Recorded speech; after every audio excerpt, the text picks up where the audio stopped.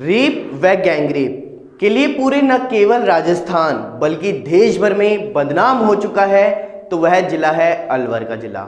जी हाँ, हम बात कर रहे हैं अलवर जिले की, जो रेप ही नहीं बल्कि गैंगरेप और अन्य अपराधों के लिए भी बदनाम हो चुका है। ऐसा ही एक और मामला अलवर से सामने आया है।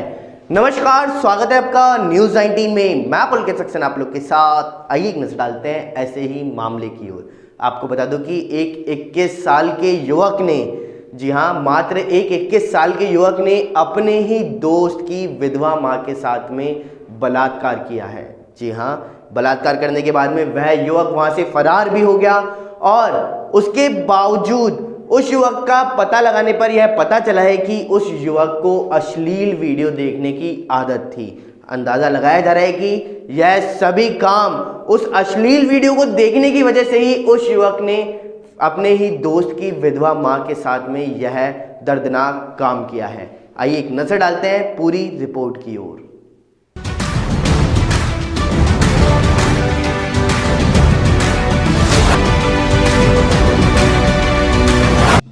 रेप और गैंगरेप समेत गंभीर अपराधों के लिए न केवल राजस्थान बल्कि देश भर में बदनाम हो चुके अलवर पर बदनामी का एक और बदनुमा धब्बा लग चुका है। यहाँ 21 साल के एक युवक ने अपने दोस्त की वृद्ध मां से रेप कर फरार हो गया है। पुलिस ने मामला सामने आते ही तत्परता बरतते हुए उसे गिरफ्तार भी कर लिया। आरोपी पॉर्न वीडियो देखने का आदी भी बताया जा रहा है। पॉर्न वीडियो देख कर खराब हुई मानसिकता के चलते उसने इस घिनौनी वारदात को अंजाम भी दिया। शाहजहांपुर थानाधिकारी सुनील जांगीड़ ने बताया कि वारदात रविवार रात को हुई थी। इलाके के एक गांव में विकास जाट उर्फ नेवला ने अपने दोस्त की विधवा 60 साल की मां से रेप की वारदात को अंजाम दिया। रेप के बाद आरोपी विकास ने मामले को दबाने के लिए पीड़िता को जान से मारने का भी प्रयास किया है।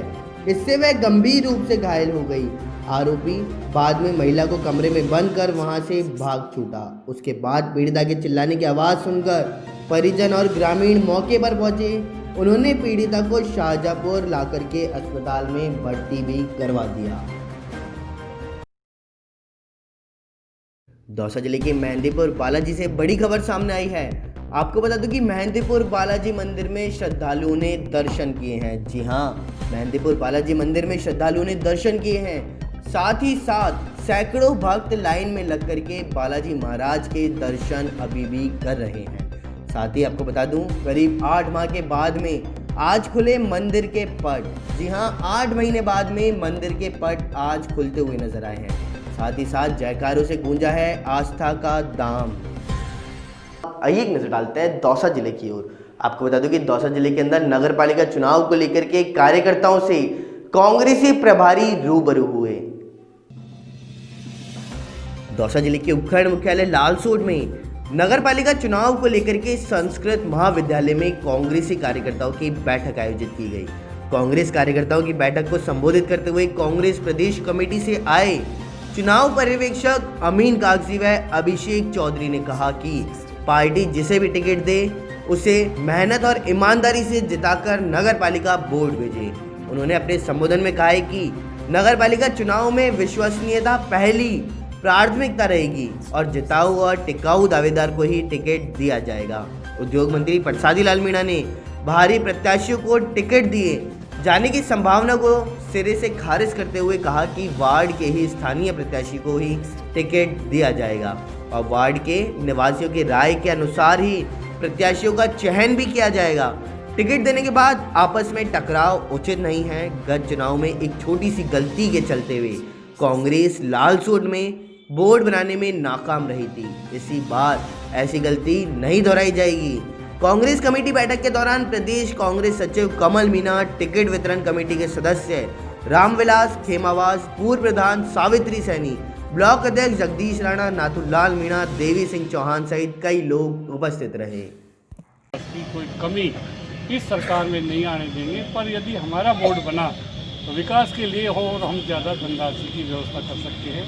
अगर हम आपस में इधर उधर उलझ कर रह गए कई बार की तरह तो ठीक नहीं होगा। हमने एक तो ये तय किया है कि जिस वार्ड का निवासी है उसी वार्ड को टिकट मिलेगी। दूसरा फार्मूला ये तय किया है कि जो ये दूसरा फार्मूला ये तय किया है कि जो भी वार्ड के लोग कहेंगे गीता हुई हम टिकट देंगे। 3-4 चीज़ें हमने तय की है, उनमें सब करीब सब लोग एग्री हैं।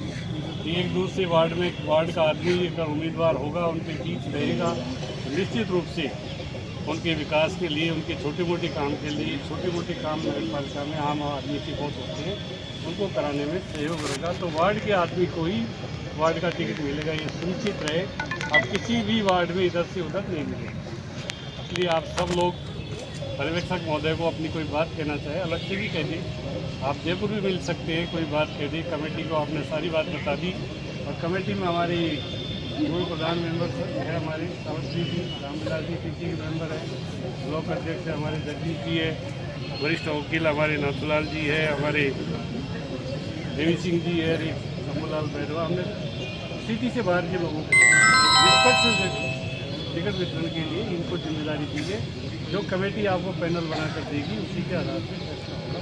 पैनल आप जब चाहेंगे तब आपको दे देगी, आप जब कहेंगे कल की कल दे देंगे, परसों की परसों दे देंगे। और हम चाहते हैं निष्पक्ष रूप से टिकटों का वितरण हो। रिलायंस रोड की विशेषता है अब तक चुनाव में कि यहाँ पर क्रॉस वोटिंग में पंचायत समिति में होता है ना, जिला परिषद में होता है, कभी भी नहीं होता। न कोई एक पैसा पार्षद लेता है, ना पंचायत समिति में लेता है, ना नगर पालिका में किसी ने कोई पैसा लिया हो। वोट क्रॉस का नाम की चीज़ नहीं है। एक बार जिला परिषद ने एक मेंबर ने वोट क्रॉस किया था लालसोटी ने, जो आज तक वो वार्ड पर नहीं हो सकी। लालसोटी मिसाल है, कोई एक पैसा नहीं लेता। दौसा जिले के उपखंड मुख्यालय रामगढ़ पचवारा में देवउठनी 11 की एकादशी की शादियों को लोग करके लोगों की भीड़ लग रही है। जी हाँ, बड़ी खबर हम आप तक पहुंचा रहे हैं कि दौसा जिले के उपखंड मुख्यालय रामगढ़ पचवारा में देवउठनी एकादशी की शादियों को लेकर लोगों की भीड़ देखने को मिल रही है। साथ ही साथ देवउठनी एकादशी की शादियों को लेकर पुलिस मुस्तैद भी है। साथ ही उपखंड के मेन मार्केट में पुलिस बढ़ते कोरोना को लेकर बिना मास्क के नहीं गुजरने दे रही। साथ ही साथ ग्रामीण क्षेत्रों में घूंघट बना है महिलाओं के लिए मास्क। जी हाँ, ग्रामीण क्षेत्रों में घूंघट बना है महिलाओं के लिए मास्क। बिना मास्क 2 पहिया वाहन पुलिस की चुराते हैं नजर। साथ ही साथ देवउठनी एकादशी की शादियों को लेकर के महिलाओं व पुरुषों की मार्केट में भीड़ भी देखने को मिल रही है। साथ ही कपड़ों की दुकानों पर महिलाओं का घूंघट बना रहा है मास्क। आपको बता दूं, देवउठनी एकादशी की शादियों को लेकर के दिन भर समझाइश करती हुई नजर आ रही है पुलिस। साथ ही साथ कुछ मंचले कोरोना महामारी को समझ रहे हैं मजाक, तभी तो बिना मास्क पुलिस की आंखों में झोंक रहे हैं धूल। इसी के चलते कुछ मंचलों की लापरवाही आगामी दिनों में बन सकती है मौत का ग्रास। आइए एक नजर डालते हैं दौसा जिले की ओर। आपको बता दूं कि दौसा जिले के अंदर एक युवक को पर्स मिलने पर उसने अपनी ईमानदारी का परिचय दिया है। उस युवक ने थाने में जाकर के यह पर्स जमा करवाया और उस महिला तक पहुंचाने का अपील की। दौसा जिले के उपखंड मुख्यालय को रामगढ़ पचवारा के लखेरा मोहल्ले में एक युवक को नाली सफाई के दौरान लेडीज पर्स मिलने से थाना रामगढ़ पचवारा पहुंचा। लेडीज पर्स को थाने में जमा भी करवाया। उपखंड रामगढ़ पचवारा के लखेरा मोहल्ले में दुकानदार लक्ष्मी नारायण लखेरा मंगलवार को जब अपनी दुकान खोलने पहुंचे तो नाली सफाई के दौरान एक लेडीज पर्स दिखाई दिया। दुकानदार लक्ष्मी नारायण लखेरा ने पहले तो लेडीज पर्स को नाली से निकालकर बाहर फेंक दिया, पर फिर जब उस पर्स को खोलकर देखा तो उसमें सोने जैसी धातु का बना मंगलसूत्र, सोने जैसी धातु से बनी कानों की बाली, कुछ पैसे और आधार कार्ड में संतोष मीणा पत्नी मनराज मीणा गांव विजयपुरा लालसोट लिखा मिला। दुकानदार लक्ष्मीनाथ लखेरा अपने पिता जगदीश लखेरा को साथ लेकर थाने पहुंचा और कलयुग में ईमानदारी का परिचय देते हुए पर्स में रखे सामान के साथ लेडीज पर्स को थाने में जमा करवाया गया। थाना अधिकारी सुभाष चंद्र शर्मा ने ईमानदारी का परिचय देने वाले दुकानदार लक्ष्मण लखेरा की पीठ थपथपाते हुए धन्यवाद अर्पित किया और साथ ही आधार कार्ड में लिखा होने पर गांव विजयपुरा से लोगों से संपर्क किया। आपको पर्स कहाँ से मिला? मैं दुकान की नाली सफाई कर रहा था, जिस टाइम में नाली में गिरा हुआ मिला था मेरे को। तो पर्स को आपने कहाँ जमा करवाया? थाने पे जमा करवा दिया मैंने। क्या क्या था पर्स के अंदर? उसके अंदर एक मंगलसूत्र था, आधार कार्ड था और एक चाबी थी और 50 रुपए थे। आपका नाम? लक्ष्मी नारायण लखेरा, रामगढ़ पचवारा। इंचार्ज साहब, कलयुग के अंदर एक ईमानदारी का परिचय दिया है, एक पर्स मिला है, क्या क्या सामान है इसके अंदर? ये आज लक्ष्मीनारायण जी लखेरा रामगढ़ ने यहाँ थाने पर आकर के मेरे को एक पर्स दिया है और ये बताया है कि मेरे को सुबह सुबह नाली में गिरा हुआ ये पर्स मिला है। इस पर्स को मैंने देखा तो इसमें एक तो ये सोने जैसी धातु का ये मंगलसूत्र है जी और एक चाबी है जी किसी मकान की, 50 रुपए हैं जी और एक ये आधार कार्ड मिला है जो संतोष मीना पत्नी मनराज मीना गांव विजयपुरा दोसा लाल सोट का है। अच्छा इसके संबंध में जानकारी करेंगे। ये श्रीमती संतोष जी को संपर्क करके उनसे पूछेंगे कि ये उनका गिर गया या क्या बात हुई है, उनको लौटा दिया जाएगा। राजधानी जयपुर से बड़ी खबर सामने आ रही है। आपको बता दूं कि प्रदेश के पूर्व मुख्यमंत्री स्वर्गीय हीरालाल शास्त्री की आज जयंती है। जी हां, प्रदेश के पूर्व मुख्यमंत्री स्वर्गीय हीरालाल शास्त्री की आज जयंती है। प्रदेश कांग्रेस मुख्यालय पर पुष्पांजलि कार्यक्रम भी इस अवसर पर आयोजित किया गया। साथ ही साथ आपको बता दूं कि प्रदेश के कांग्रेस के नवनिर्माण पदाधिकारी गण भी वहां पर उपस्थित रहे, जिसमें महेश जोशी ने क्या कहा, आइए सुनते हैं। पार्टी में और उनके सरकार में जो कुछ हुआ है, जो कुछ होता है, उसकी तो तुलना किसी से नहीं की जा सकती। उनको कोई नैतिक अधिकार नहीं बनता है कहने का, लेकिन फिर भी मैं इतना कह सकता हूँ, अगर कहीं किसी भी तरीके से कोई कमी रही, कोई ऐसी बात हुई है जो नहीं होनी चाहिए, तो हम इसका ध्यान रखेंगे और हम अपने सारे नेताओं से, कार्यकर्ताओं से बात करके और ये ऐसा रास्ता निकालेंगे कोई आपत्तिजनक की बात। सर, कोरोना संक्रमण लगातार बढ़ता चला जा रहा है, नाइट कर्फ्यू हो गया है, उसके बावजूद केस जो है वो लगातार बढ़ते जा रहे हैं। क्या आप लोग शनिवार रविवार का कोई लॉकडाउन की कोई ऐसी बात कहेंगे जिससे कि राहत लोगों को? नाइट कर्फ्यू और कर्फ्यू लगाने का उद्देश्य है कि अनावश्यक रूप से लोग एक दूसरे के संपर्क में नहीं आते। अभी आपने भारतीय जनता पार्टी की बात की, social media Bharatiya Janata party के कार्यकर्ता विरोध से गुजरात में हमको फॉलो कर लिया, हमसे एक दिन बाद नाइट कर्फ्यू लगा दिया। एक समझ से परे चीज़ है, सब लोगों को पार्टी के ऊपर उठ के और ये तय करना पड़ेगा कि लड़ाई कोरोना से पटाखे का कोई निर्णय किया कि पटाखे बैन किए दिवाली, किस तरीके से सोशल मीडिया में इसको ध्रुवीकरण करने की कोशिश की गई, मैं उसकी निंदा करता हूँ। पटाखे का निर्णय हो, नाइट कर्फ्यू का निर्णय, ये जनहित में निर्णय किए जाते हैं। ये कठिन निर्णय होते हैं, करना बहुत मुश्किल होता है। बधाई देता हूँ माननीय मुख्यमंत्री जी को। मैंने तो खुद ने उनसे आग्रह किया था कि मैं ग्रीन पटाखे की बिक्री जारी रखने के बारे में सरकार विचार करे। मेरी बात नहीं मानी गई तो भी मैं खुश हूँ। उन्होंने एक मजबूत निर्णय किया, कठिन निर्णय किया, जनहित में निर्णय किया और जिसका लाभ ये रहा कि जैसा एक शंका रहती है कि जो प्रदूषित जो वातावरण होता है उसके अंदर कोरोना का वायरस ज़्यादा समय तक जिंदा रह सकता है। तो लोगों को, अगर हम कुछ लोगों को भी बचा पाए पटाखे बैन करके, मैं इसको बड़ी उपलब्धि मानता हूँ और इस तरीके कठिन निर्णय करने के लिए बहुत। आइए एक नजर डालते हैं खास खबर की ओर। आपको बता दूं कि गहलोत सरकार ने रात्रिकालीन कर्फ्यू के दौरान माल की लोडिंग व अनलोडिंग पर कर्फ्यू की शर्तों को हटा दिया है। आपको बता दूं कि बॉर्डर पर कल हजारों की संख्या में ट्रैक्टर और ट्रक एक साथ इकट्ठे हो गए थे और उन्हें वहीं रोक दिया गया था। इसी के चलते हुए गहलोत सरकार ने यह कदम उठाया।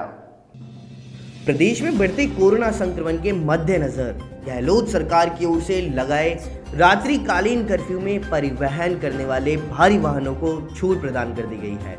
माल के लोडिंग और अनलोडिंग पर कर्फ्यू की शर्तें लागू नहीं होंगी। इसके लिए पृथक से पास की गई कोई आवश्यकता नहीं होगी।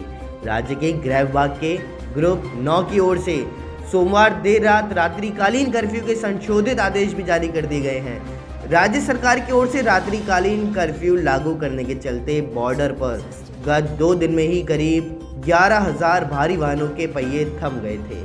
सरकार द्वारा जारी गाइडलाइन में ट्रांसपोर्ट का जिक्र नहीं होने पर भारी वाहनों की आवाजाही बाधित हुई है।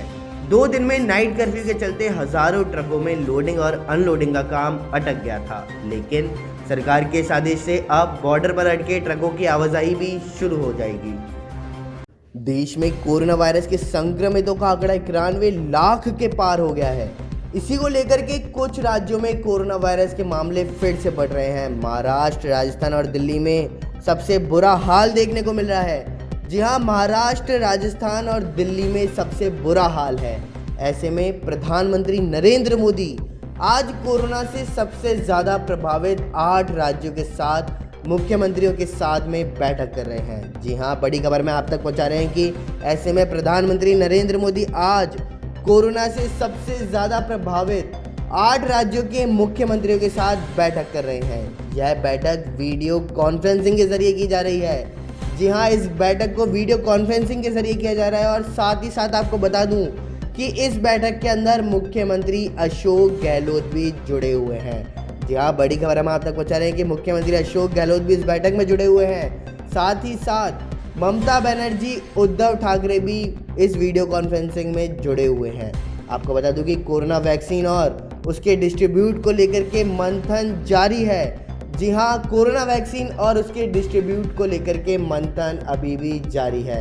इसको लेकर के, कोरोना को लेकर के गंभीर हो चुके हैं गहलोत। साथ ही साथ गहलोत लगातार कोर ग्रुप के साथ कर रहे हैं बैठक। आइए एक नजर डालते हैं खास खबर की ओर। आपको बता दूं कि सीएम अशोक गहलोत ने माना है कि पंचायती राज चुनाव के अंदर सोशल डिस्टेंसिंग की पालना नहीं की गई।